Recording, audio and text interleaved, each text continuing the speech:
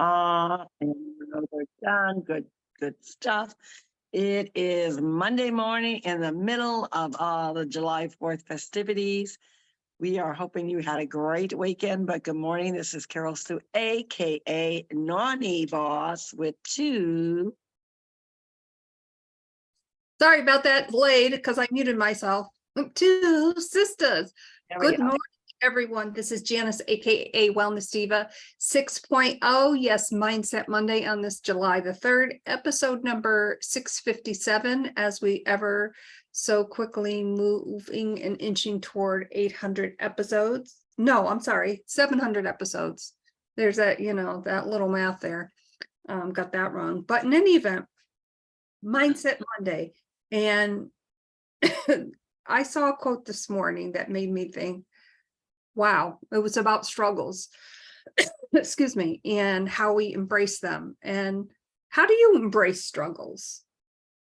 I actually think a struggle, and this is my mindset, a struggle is a uncovered, unrevealed blessing.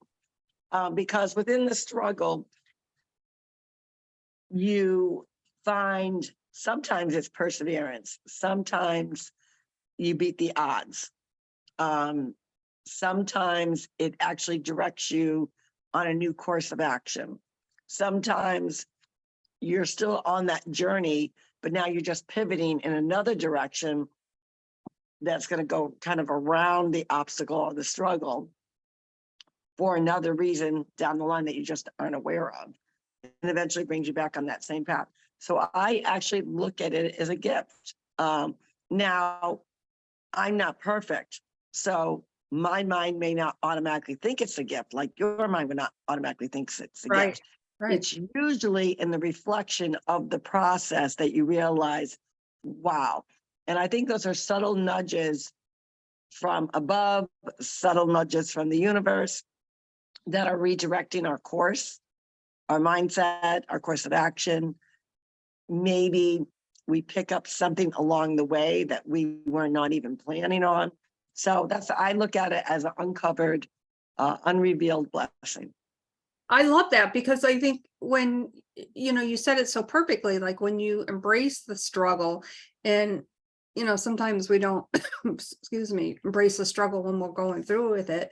But, for instance, like I feel like I've been in mud, and we all know mud is dirty. We talked about mud a couple episodes ago.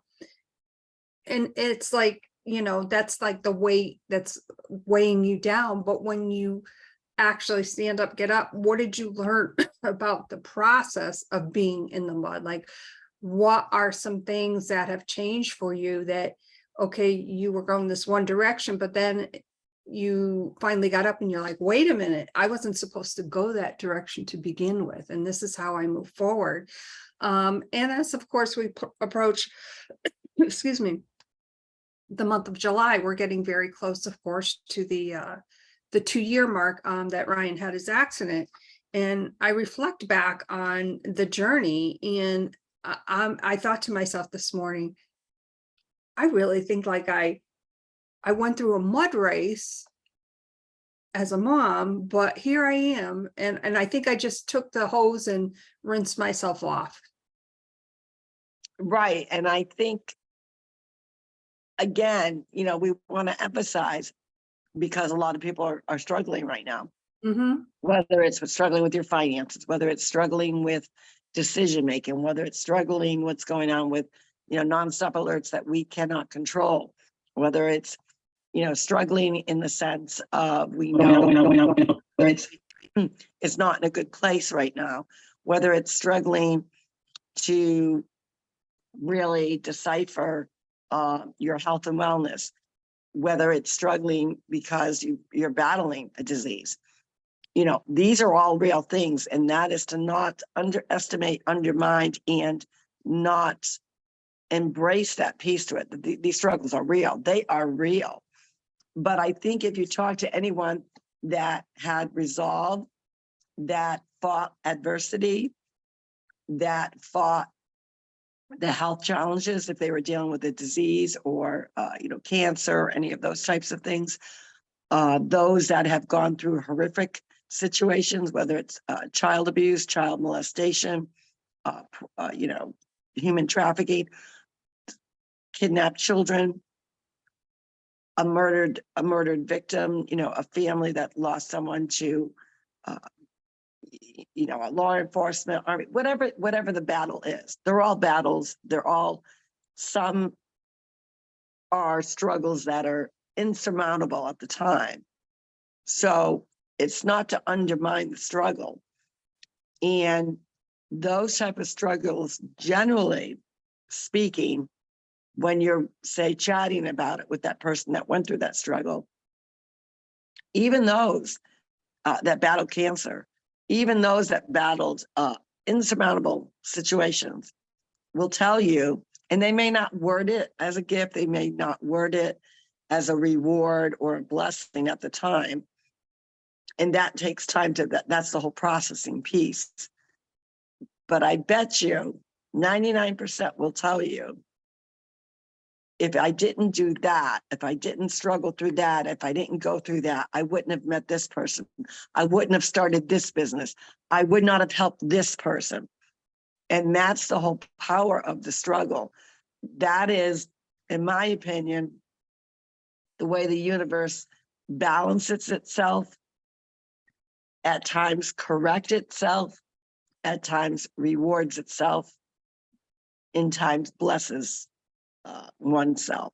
So I have to look at it that way, because I think too many of us don't do that process of evaluating a struggle, a derailment, a challenge, because we get too focused on the negative piece to it. And I think that goes back to the struggle of good and evil, evil versus good, night versus day.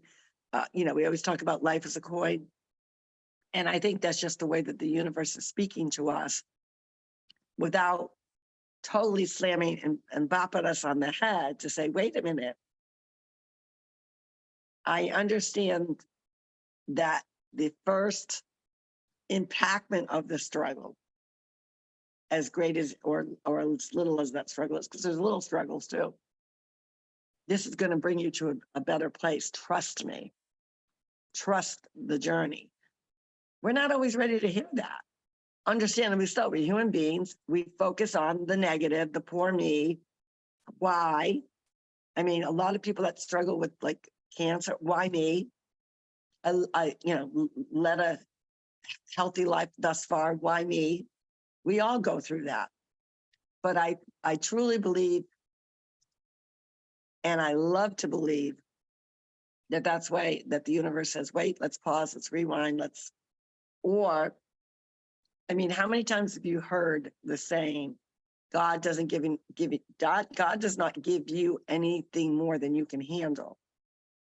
And I think people have to kind of pause for a second, but I also understand in that moment you can't. Mm-hmm. You're going with that emotion, you're going with that frustration. And that's kind of like a grief situation. The shock of someone passing away, or whether, you were prepared for it, the loss, the sadness, sometimes anger. And it's a whole process until you get to that point of, that person was such a blessing in my life. And that person would want me to continue on with a good mindset and live my life to the fullest. So I think it's kind of like that kind of thing. So I don't expect anyone to take what we're saying and say, okay, I'm going to take the struggle. This is a gift. What the hell are they talking about? Because but it is. You're just not ready to get to that point. And we have to allow ourselves the time. And I think maybe because we're at a different age, we reflect on life a little bit differently now. We have that opportunity to kind of do our life in review where we are and say, okay, what do I got to change? What do I need to improve? And that's the whole point of what we do, is how we share our struggles. But our struggles, and I want everyone to realize, your struggles don't define you.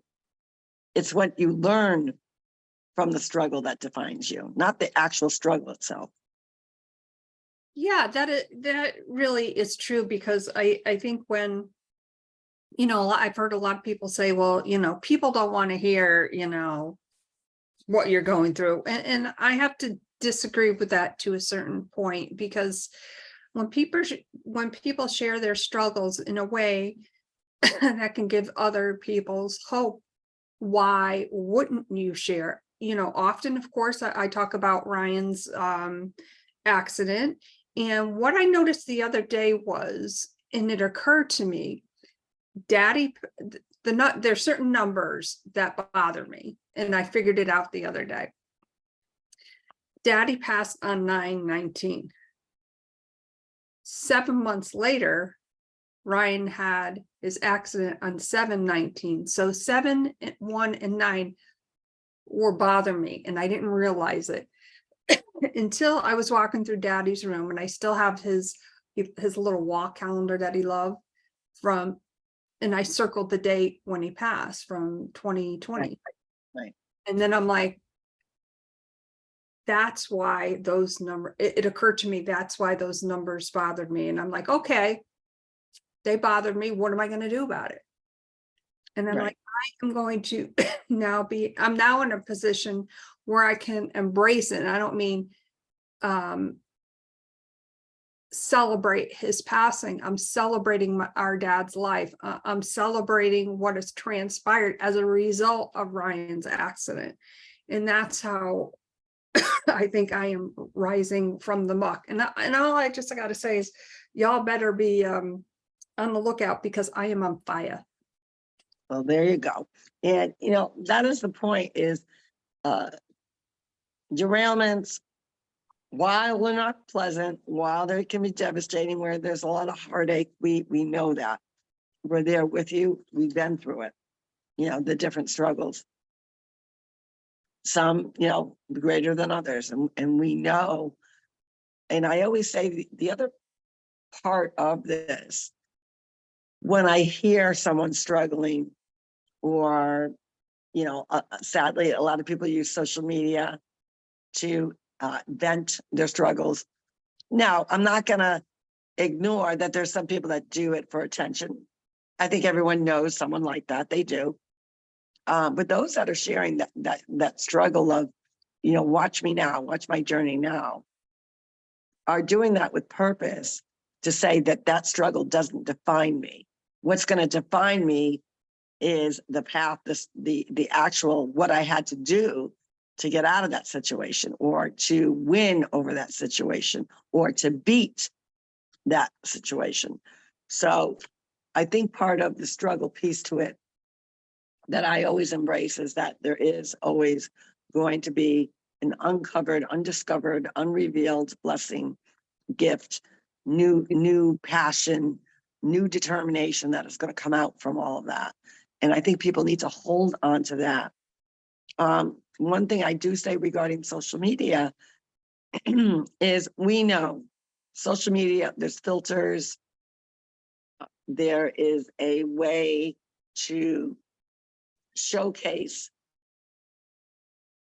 a difference in you with filters. We'll use filters as the example. But a lot of people can see through the filters if you're paying attention. And, so many times I see people like filter their life, that it's portrayed as something like, that to the point that somebody that's maybe working hard to change up their life, oh, they got it all together. Their life is so perfect. Look at that. They're just, every day is just a blessing. Every day, something's always good happening to them. It's easy. And I think what is really transpiring and transforming on social media is exactly what we were just talking about. That people really resonate with someone that's raw and truthful, not always made up. Now, if you look at the two of us, I'm ready to go do my pool workout, with the very first real intense pool workout since my back went out. Obviously, I'm not going to be made up going in the pool. Other than I do wear a foundation, because of it's got an SPF in it.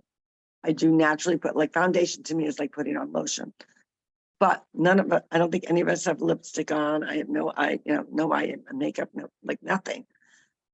because that's who we are. We're not always made up.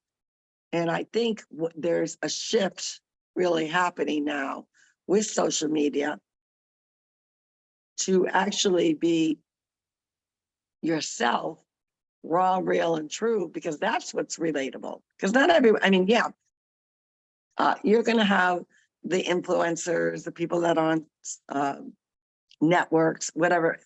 They got a whole crew. Someone's doing their hair, someone's doing their makeup, their nanny's taking care of their kids, getting them off to school. And I'm not underestimating the power that they put into their work ethic and all that. Of course they do. But they have that power because of the type of industry that they're in. But the stuff that normal minions do, we have to do. But sometimes we just don't get it done. I mean, there can be days where my hair's thrown up other than foundation, and I'm in scrappy clothes and doing work around the house and working my business and jumping in the pool, or, doing the normal thing. And I'm still sharing my journey with others and showing the struggles. I think there is a shift really now in social media where people it's not necessarily that they envy other people, but can't they just be normal? Like, I got to be relatable to someone on my level. A Kardashian is not on my level. These major influencers, they're not on my level.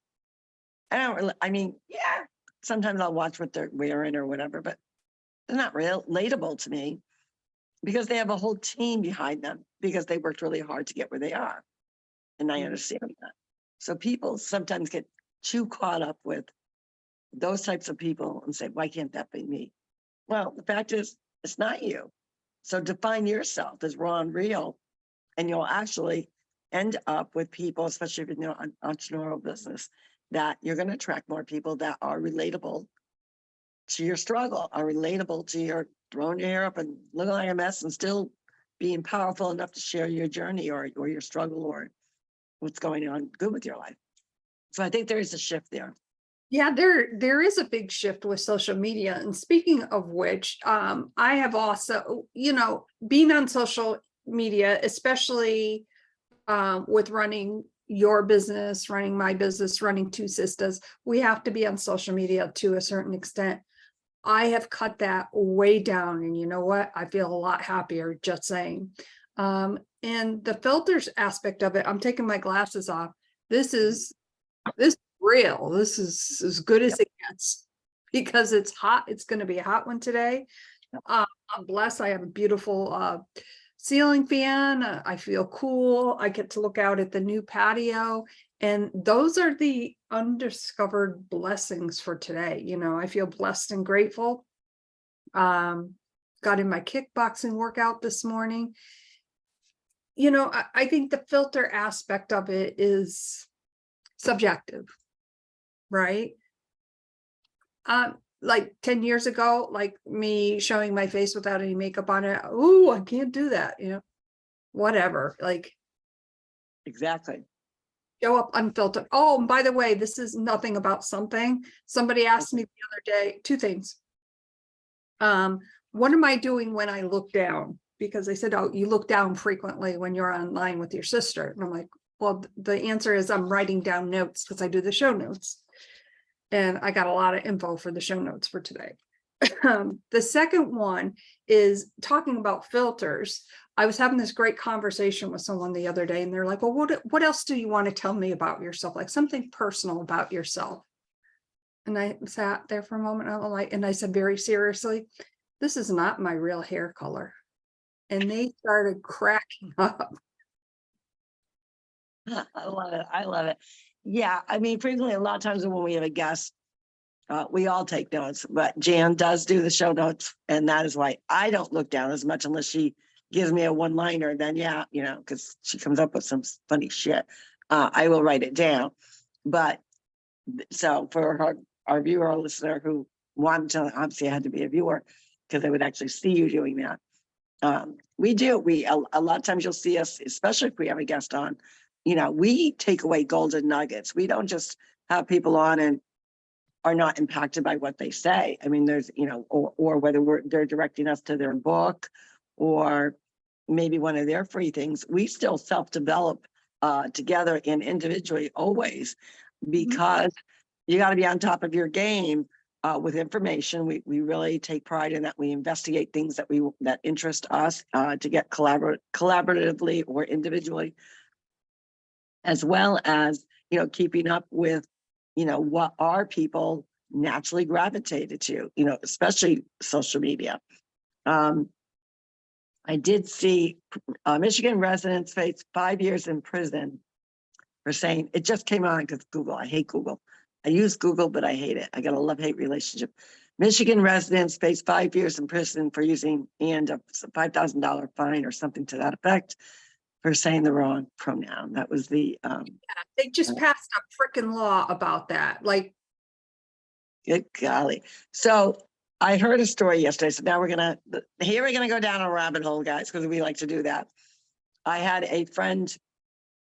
I was talking with a friend on the beach on Saturday. We did our Vibe Tribe event, and we got in the conversation of obviously, what's going on in our world. And she said that I think it either was her daughter or a friend's daughter, the doctor asked the mother, literally moments after she gave birth, what pronoun do you want on the birth certificate? And she goes, what? She's a girl, but what would be her preferred pronoun? And the mother, I guess, it went off on the doctor. And so I kind of wanted her to kind of finish the story. And she goes, what do you think of all of this? And I said, well, the best way I could put it, because you're going to get people that are triggered by certain buzzwords. So 2 things happened. The first thing that happened was this conversation. And I said to her, the trigger word is pronoun. People are triggered by that now. Those that logically can understand there's 2 sexes, a female and a male, period. And those that are in that fad mind of what's going on in our world, they get very angry. The other trigger thing that happens that same very day is everyone started talking, or a small group was talking about AI, artificial intelligence. And one of our friends in the Vibe Tribe is a software developer, and they're doing all these different software tests on AI. And she said, really emphasize that it's really in still very early stages of responsive answers that are actually accurate. There's a lot of inaccuracy with AI that people are unaware of. And I was giving her an example when that submarine imploded, which apparently now the word is it imploded like within minutes. There was not all these days going on. I said to her, a friend of mine had actually asked AI, when did it actually implode, or when did it occur? And it came out with the year 2022, which we know that's not accurate. And then the other piece that was accurate, it talked about, 1600, knowing about it much, probably instantly, but did not lead the American people on. And then there was this whole thing that went on for days. So she said, it's, do not trust it. There's too many differential with algorithms. Like, she was going on very in depth. And that conversation obviously led to a government conversation that led into all very smooth conversation that led into the economy, where we are as economy now, GPA now versus where it was, say, 4 years ago. And a person that was at the beach got very used very degrading verbs to give her just taste on the previous president. And another person had said, well, wait a minute. You know, when that person was in office, our economy was thriving, GPA was good, like, so giving actual stats. And then the conversation, her response was very degrading, disparaging remarks about that. So then the person had said, well, if that's who you're truly voting for, can you tell me one good thing he's done? And as soon as he finished the question, her hands immediately went up and, you're attacking me, flips out. She actually takes her garbage and throws it in my personal beach bag cart. And I was actually at the water at the time. And storms off, and then another one of our friends was coming in and, don't go over there, they're gonna attack you. So I heard all of that, you know, and you wonder why people, you know, get cuckoo, and then now you're gonna get fined for this. I'm wondering, are you gonna get fined when you feel like you're being attacked and you're not actually being attacked? You just can't answer the question. I wonder if you could get a fine for that or go to prison. Well, I guess at this point, it wouldn't surprise me, but it brings up so many different things. And the first thing, of course, that comes up to mind is you're in a public place. Okay, you're on the beach. So public place, not too many. Yeah, not too many people around. Maybe other people that weren't associated with your group heard it. I can't see myself, I'm just talking from a personal standpoint, having a temper tantrum with someone just because I don't agree with them. Well, not only that, but where was the attacking? A question was posed to you. You obviously couldn't answer it. So you resort to, I'm being attacked, you're attacking me. And Right. I think that's the sad part about what's going on in our world. Yeah, here it is here. Oh, actually it just came across my screen again. They go to prison and it's a $10,000 fine. I stand corrected, not a $5,000 fine. 5 years in prison and $10,000 fine for using the wrong pronoun, and that is in Michigan. Well, they got a crazy governor there, so I'm not surprised. But the point being is, and that's why I think when people say, oh, you can't talk about religion, you can't talk about politics. Yes, you can. And you can have a good debate. But in this particular case, it was actually just kind of a flow of a conversation until the one who claimed she was being attacked started with the, you know, egregious or disparaging remarks about one person and used really disparaging verbs to describe that person. That wasn't done on the other side. That person remained calm and just was very firm and said, well, tell me one good thing he's done. Well, let me understand why you're voting for him. And all of a sudden now she was being attacked. So, You know, yeah. And I think that too is, it's a deflection, because whenever you attempt or try to have a logical conversation with somebody who has an opposing viewpoint, there's a deflection, there's, you know, sometimes you're called a racist, blah, blah, blah, blah, blah, you know, all these other things. Like, to me, like, it goes back to just be kind. Like, actually funny that you say that phrase, just be kind, because obviously we have well, not obvious, but if you didn't know, we have a Facebook page. And she, like I said, she stormed off the beach, warned, you know, one of our friends. And then within minutes, she met up with another person within the group at a, you know, further down the beach or whatever. And the tagline was, you know, being silly, having fun, and learning to just love people where they're at and be kind, or something to that effect.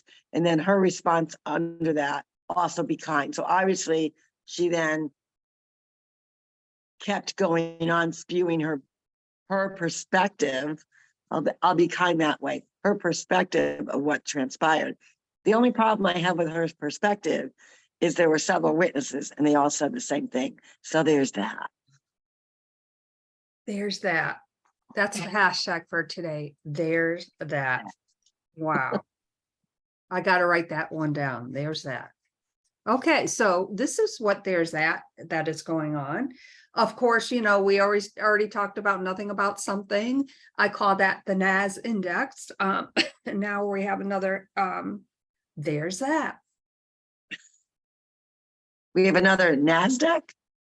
No, I call when we talk about nothing about something. Oh, yeah. You're right. NAS index. Yes, there you go. Love it, love it, love it. Well, it is, you know, today is Monday. You know, what we always talk about is mindset. You know, how do you recover, you know, if you didn't have a good weekend? You know, there's a lot of people out there that, you know, they have an awesome weekend. I had a very fun-filled weekend, but not everyone does. And how do you turn that around? So the rest of your week, now a lot of people are on vacation. This is a huge, probably one of the biggest vacation weeks there is. Typically when July 4th or a holiday is like on a Tuesday, you know, it starts like last Thursday night because a lot of people take the Friday off. So it's like this long weekend on steroids kind of a thing. And then you compound that with, you know, it's July 4th and a lot of people do take this week off. So what if your weekend was shitty? What if you didn't have a good time? What happened with the weather stuck and you couldn't, your plans fell through? How does that impact your Monday? And I always say to people, if you're in a gloomy area, because some people are, you know, weather-wise, put on some lights. You need to get yourself in a better frame of mind. Put on one of your favorite jams.